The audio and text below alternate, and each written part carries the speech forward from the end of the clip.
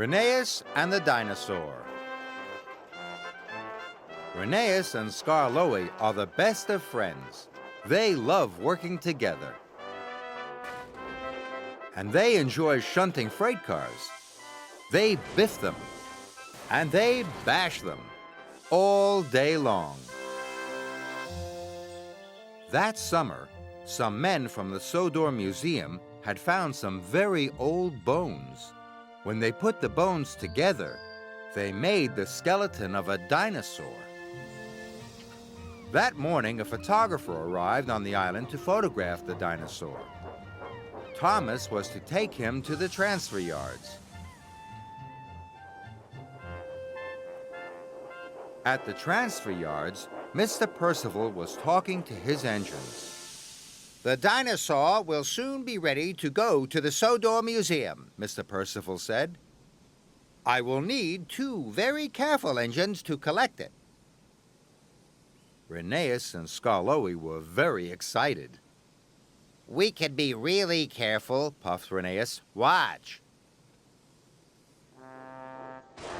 Rheneas shunted some freight cars gently together. But Skarloey was too excited to be careful. The narrow gauge controller was cross. Rheneas and Skarloey, you are not careful engines, Mr. Percival said. I will have to choose 2 other engines to collect the dinosaur. But I can be careful, said Rheneas. Let me try again, please. Very well, Mr. Percival said. But this is your last chance. Thank you, sir, said Rheneas happily. Skarloey was sad. I'm sorry I biffed the freight cars, he whistled quietly. But I'm sure we could take the dinosaur together. No, said Rheneas. I'll show Mr. Percival I could do it on my own. And he steamed away. Later, Rheneas had to take some coal to the station houses. The cars were very heavy for him on his own. His pistons pounded, and his axles ached. But Rheneas kept going. Must take the dinosaur. Must take the dinosaur, he puffed. Later at the transfer yards, Mr. Percival came to see Rheneas. Rheneas, you have worked very hard today, said Mr. Percival kindly, and pulled very heavy freight cars, very carefully on your own. This made Rheneas very proud. So, I have decided you can collect the dinosaur, Mr. Percival added. But are you sure you can do it on your own? Yes, sir, I'm sure, whistled Rheneas. He was very happy. And Skarloey, called Mr. Percival, you will collect empty freight cars from the timber yards. Yes, sir, peeped Skarloey sadly. He watched Rheneas race quickly away to collect the dinosaur. Rheneas chuffed cheerfully through the mountains. But when Rheneas arrived to collect the dinosaur, he was surprised. The dinosaur was very, very big. But Rheneas was sure he was strong enough to pull it. He coupled up to the flatbed and pulled with all his puff. He started to puff his way back to the yards. Rheneas blew his whistle as he puffed through Middle Station.